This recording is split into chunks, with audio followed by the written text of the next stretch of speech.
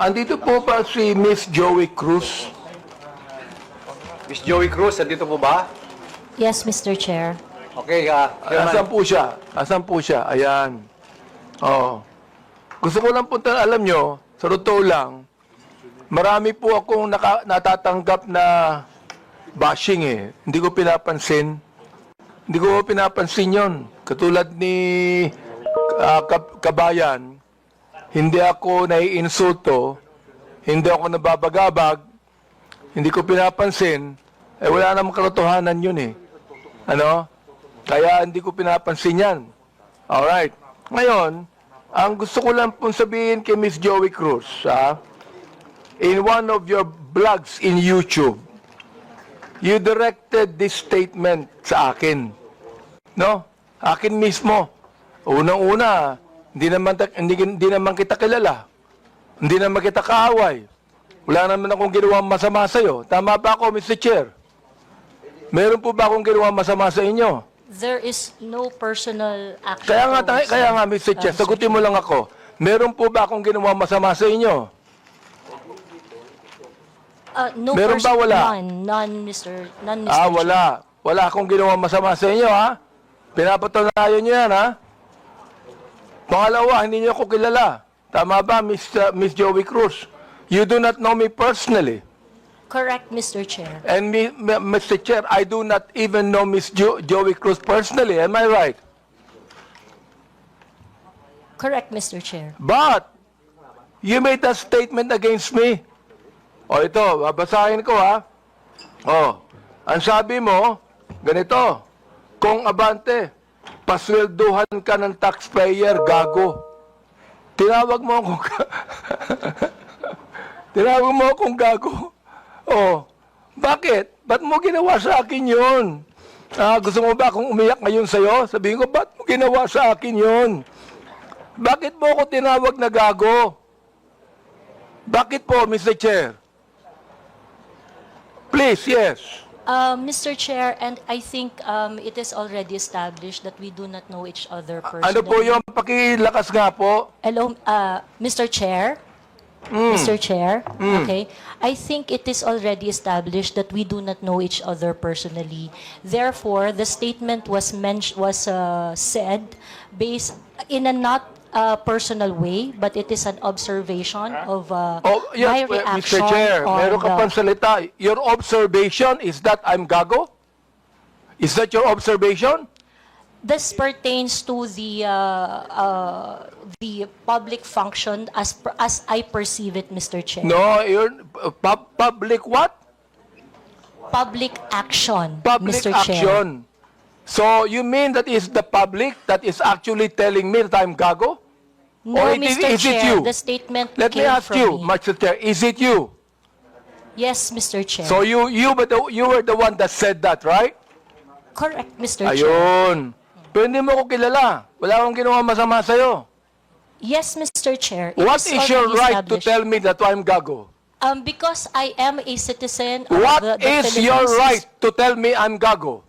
That is part of my freedom of speech, Mr. Oh, Chair. is that right? Yes, Mr. Chair. So your freedom of speech is to tell a person that he is gago? Freedom of speech ba yan? My freedom of speech, part of my freedom Ang of galing speech is mo. to react Ang on the galing mo. action of Ito a pa, public official. sinabi mo ha, in another post, ito sirahin mo. Pero alam mo, kaya tayo nagmi-meeting dito, para mini-mention ko ito, no? Pero sa totoo lang, hindi ko pinansin yan, matagal na yan eh. Di ba? Hindi ko pinansin yan. Ito ha, ang sabi mo, you know, kung Benny Abante, I can find all of this. Isasampal ko ito sa pagmumukha mo. Is that still freedom of speech?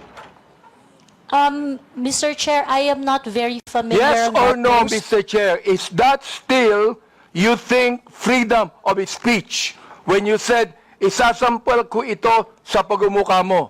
Mr. Is Chair, that freedom of speech? yes, Mr. Chair. Ganon. Oo. So, ibig sabihin, ganito. If I tell you right now, sasampalin kita, freedom of speech yan. That's part of your freedom, Mr. Chair. Pag sinampal kita, hindi na freedom of speech yan. Of course, sir, it's overt Ay, hindi action na. already. Yes, Hindi sir. na, no? Yes, sir. Oo, ang galing.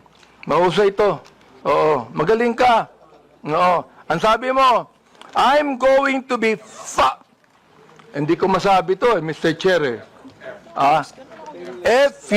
F-U-C-K-E-D. Prepared. Binanggit mo yon. Mr. Chair, Bakit naman? Mr. Chair, Ano may ba I nagawa know kong when kasalanan that post sa'yo? was posted? Mr. Chair? Oh. Mr. Chair, so that I can answer intelligently on the question You of... can, Mr. Chair, may I know you can the date answer of the intelligently, I but cannot what you answer... said here, is that intelligent? Let me ask you, Mr. Chair. Nung sinabi mo, you know, Company Abante, I can find all of this, isasampal ko ito sa pagmumukha mo. Is that intelligent? Mr. Chair, I cannot intelligently answer if I do not know when the post was posted. You don't know, Mr. Yes, Chair? Mr. Chair, I think in a day I post maybe 50, Well, you know, 50 posts in a day. I would like to understand, It Mr. means, Chair. Mr. Chair, that you can post something today and you forget that tomorrow. Am I right? That is correct, Mr. Chair. That's very likely. So, pakiklaro nga, Mr. Chair. Ano yung isasampal mo sa bagumukha ko? That is why, Mr. Chair, for me to intelligently answer your question, I need to know when it was posted. Well, we are going to get the date when this was said. Thank you, Mr. You would Chair. be able to know. Thank you. Kaya, pinapakonfirm ko lang yung statement na yan eh. Ibig sabihin, do you believe, hindi ko na sabihin ang freedom of speech. Do you believe that this falls under protected speech? I'm so sorry, Mr. Chair. May you please repeat Do the you question? believe that this falls under protected speech? Mr. Chair, like I said earlier, I would like to know first the context of the post. But rest assured, Mr. Chair, that when I post in my platform, I make sure that it is a reaction on the news or public action. As a political observer, I always practice... Miss Cruz, is this a political statement? You were saying a political observer. Is this a political statement? Do you believe that using profanities, insults, and malicious accusations online represent fair and respectful, intelligent discourse? Except as part of your statement, Mr. Chair, the malicious imputation you said, except that, the rest that you said, yes, it is part of the healthy public discourse. It is part of what, Mr. Chair? Healthy public discourse. Therefore, pag binanggit natin using profanities, insults, and malicious accusations, that is, anong tawag mo doon? Part health- of the healthy discourse, Mr. Chair. Healthy discourse. Healthy discourse ba yon? Yung Yes, Mr. profanities, Chair. Yes, Mr. Chair. insults, and malicious statements, healthy discourse sa'yo yon. Yes, Mr. And that's Chair. the reason why, Mr. Chair, that we should now actually craft a legislation to put a stop to Miss Joie Cruz, who seemed to be intelligent, and a woman using profanities, malicious insults, saying it is healthy. Yes, Mr. Chair, I stand by my statement. Everything you said, except the malicious imputation, which I do not do, is part of a healthy public discourse. It is part of my freedom of speech. In fact, it is recognized under the Universal Declaration of Human Rights Act that I It is should be able recognized to where? express my opinion without Miss interference. Joie Cruz, I am the chairman of the Committee on Human Rights, and this is not recognized. profanities, insults, and malicious words are violation of human rights. You violated my human rights. Mr. Chairman, Mr. Chairman, Mr. Chairman, may I inquire, sino po yung sa tabi ni no resource person? Please identify yourself. Are you the lawyer of Yes, Your Ms. Honor. Cruz? I'm Attorney Mark Anthony Manuel. I'm the counsel for Ms. Cruz, Your Honor. Please. Have you entered your appearance here?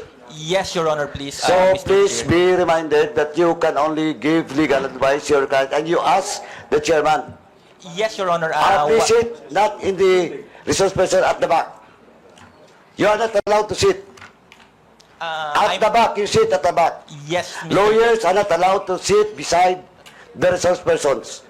And please be advised that ask permission from the chairman. Yes, yes. Also sit at Mr. the back. Chair. Yes, Mr. Do Chair. not sit beside your client. And rest assured that I am only advising my client as And to then, her so legal ask the rights. chairman the permission before you give the advice. Yes, Mr. Chair. Also sit at the back. Thank you, Mr. Chairman. Thank you, Mr. Chair. Attorney, please comply. Are you through, because no, actually, Mr. Chair, I'm just starting. Ms. Cruz, are you insulting me on my public official functions, or it is a personal accusation on me? It's not a personal accusation, Mr. Chair, and I think we have agreed early on that we do not have any personal relationship. So Yes, that that's is right. just- Pero ito, ang sabi ni Elijah, okay lang yon kung yan ay sinabi in my official functions as a public servant. Alam mo ba yung official functions ko? Yes, Mr. Chair, and Alam mo. So therefore, hindi ka naniniwala sa aking official functions, kaya tinawag mo akong gago. no, Mr. Chair, the observation that I uttered to describe your performance of your official action, that is my observation. That is what I felt. Well, inobserbuhan mo ba yung aking official functions? Yes, Mr. Chair. Inobserbuhan mo Since I won in 2019? No, Mr. Chair. I closely monitored your performance as a congressman in the 19th Congress. And you hated me for that. No, not really, Mr. Hindi, Chair. gago. Just in the Binagit mo 19th sa akin Congress. gago, so you hated me. Mr. Chair. Ano ba ibig sabihin nun? Binanggit mo, gago ako. Binanggit mo, isasampal ko ito sa pagmumukha mo.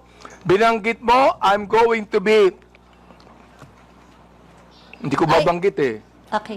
If you prepared, binanggit mo yun eh.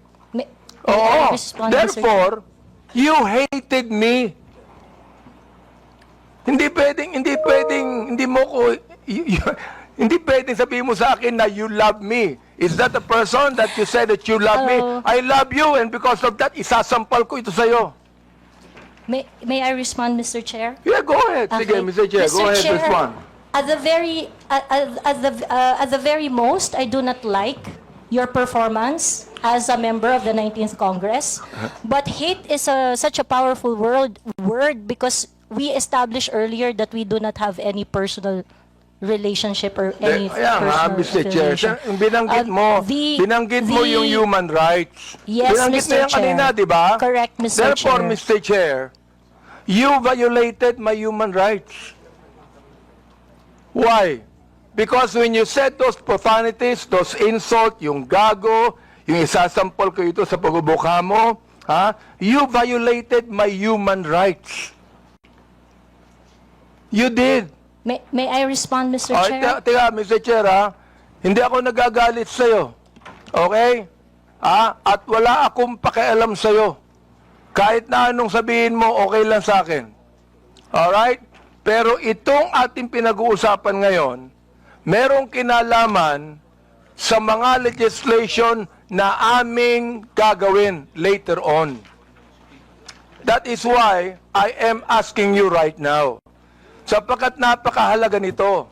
Kapag binabanggit mo, if you're saying that using profanities, insults, and malicious accusations online represent fair and respectful discourse and a healthy discourse, therefore you're telling us that the freedom of expression is not is absolute.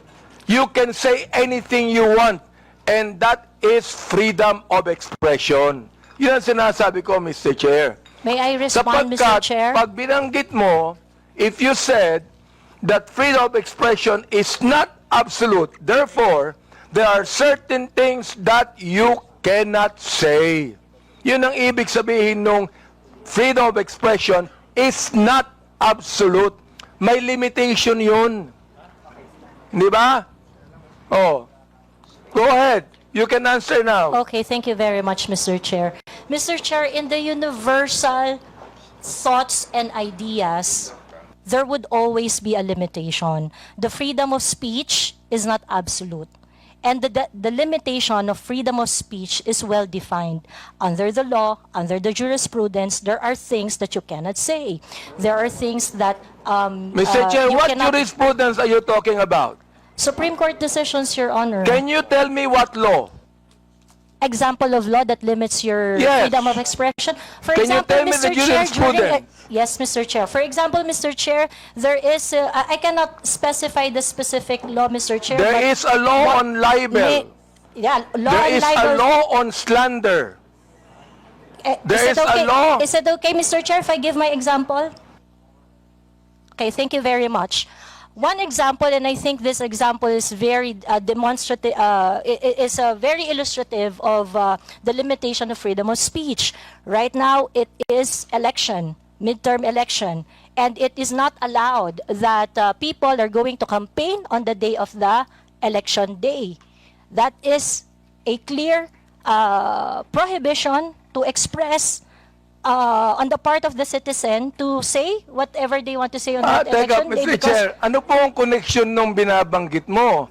I'm asking you about the jurisprudence. I just told you that there is a law against on libel, on cybercrime. What you said today is libelous. What you said here is libelous.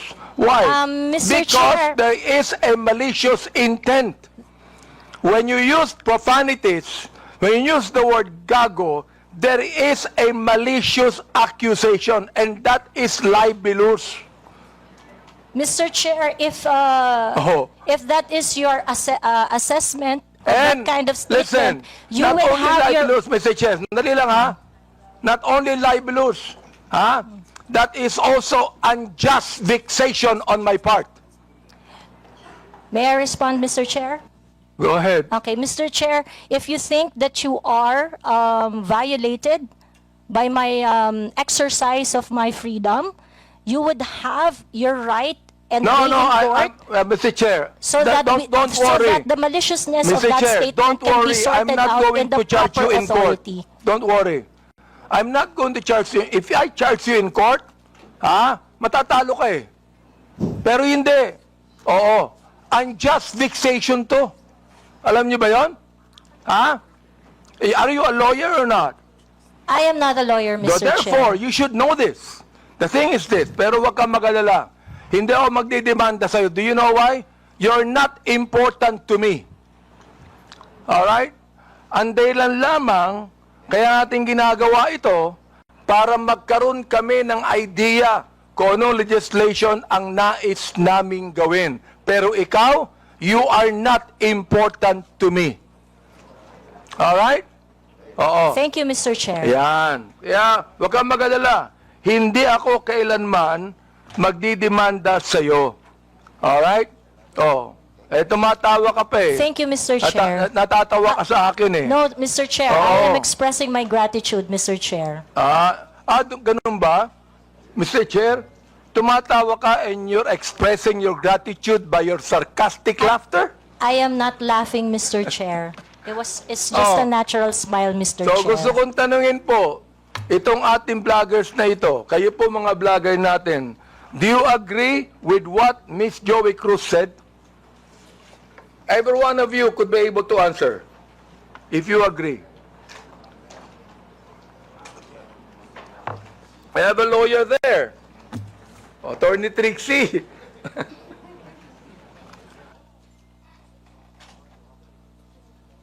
Attorney Trixie, you have the floor.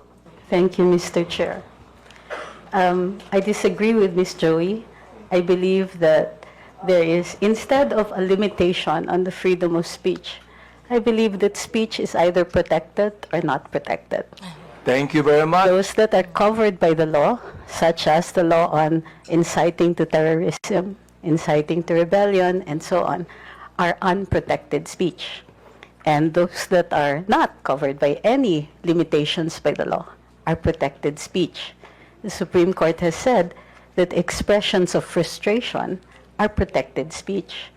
And therefore, although we differ, Ms. Joey and I, on the approach to the problem, we agree on the solution. Okay, let me ask the other bloggers that we have. Each of you could be able to answer and tell me if you agree with Ms. Cruz on that. Your Honor, Mr. Chair, I am Dr. Mata. I'm a bit forgiving on those things sometimes, Mr. Chair, because sometimes people are so expressive that we tend to say things. And I could cite, Mr. Chair, your example on the last hearing. You mentioned something as well. I won't mention it now, but you said it's something, but I know it was withdrawn as well. So there's no, I'm not affected by what you said, because sometimes you're just, in your emotions, you tend to say things, which you said, T-A-N-G-A, but it's okay, Your Honor. Mr. Chair, let me answer that, no? When I say T-A-N-G-A, binalik ko lang sa kanya eh. Siya ang unang nagsabi. Siya ang unang nagsabi. Para bang pinukulo ka ng balisong, nasa lubong yung balisong, binalik mo sa kanya. Kaya ako binanggit. Hindi ako ang unang nagsabi. Ang unang nagsabi, yung vlogger mismo. Ibinalik ko lamang sa kanya. Oh, ngayon, ako ang masama. Samantalang yung vlogger na nagsabing tanga ang gobyerno, hindi masama. Nung ako ang nagsabing tanga, ako naman ngayon na masama. Ano ba talaga, Mr. Chair? Yes, thank you for your explanation on that, Mr. Chair. Miss Joey, meron po ba akong ginawang illegal? Meron po ba? Nothing that I said in the Yun, blog. wala akong ginawang illegal. Meron ba akong ginawang immoral? There are things that I may not agree. You because may of not agree, differences. that's fine Yeah, with me. Yeah. Pero ang tinatanong ko, meron ba akong ginawang immoral? Oh, Differences I in agree values, that there Your are Honor. some things that you do not agree. Okay lang yun sa Differences in akin. values, Your Honor. Di ba? Pero wala akong ginawang immoral o illegal. You said that yourself. So therefore, anong ibig sabihin ng profanities, insults, and malicious accusations you gave to me? Yun ang tinatanong ko. Ha? May I answer, Your Yes, Honor? go ahead. Okay. First of all, Your Honor, I would just like to take exception once again that I never agreed to anything, any statement that is malicious as part of freedom of speech. It's not. What I said are not malicious. Those are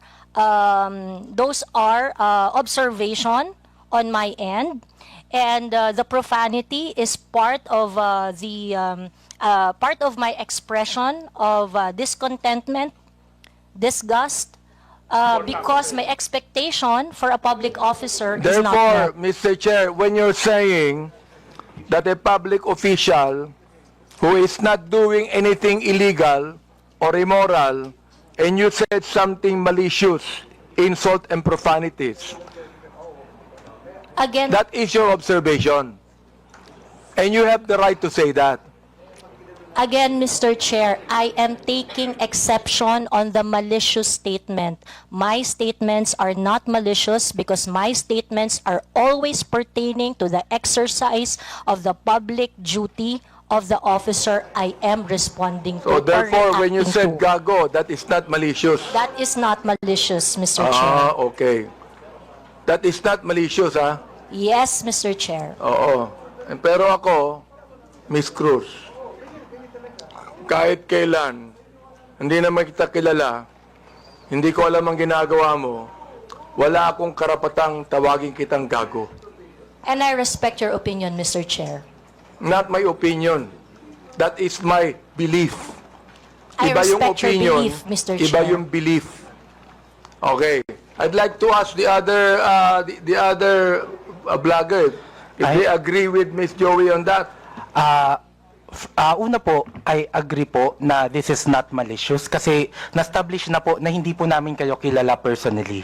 And kung sabihin namin mahal namin kayo, it is because of your work as public official. Hindi po ibig sabihin mahal po namin kayo bilang kung ano pa man, malisyoso. And when we say we don't like what you are doing, it is also not malicious. It pertains to your job as a government official. So I think magkaiba din po kasi yung sukatan sa public official and also private citizen. So, I think it's important for us to understand the difference of and the limitation doon sa public official and sa private citizen. And I agree po. Lahat po ng sinasabi namin sa inyo, because we don't know you personally, are not malicious. It's not personal. It's about your job lang po. Sometimes, Mr. Chair, I'm not onion skinned, ayan, kilala ako ni Congressman Glenn. Oh, kaibigan ko yan. I'm not onion skin. Ang ibinabagit lamang natin dito is how do we limit this? How do we regulate this? Yun ang aming inaanong batas. How do we regulate this kind of statements? Na masyadong personal to eh. Diba? Hindi ko na nga pinapansin eh. Oo. Kung hindi lang binigay sa akin itong mga bagay na sinabi, makikita ko ba to? Hindi ko nakita to Miss Joie Cruz I don't even care about that anymore. Hindi ako apektado dito Hindi ba? I think it's this. Kayo makakatulong sa amin for us to be able to craft a better legislation to what? To tell you that the freedom of expression is not absolute. Yun ang nais naming sabihin dito.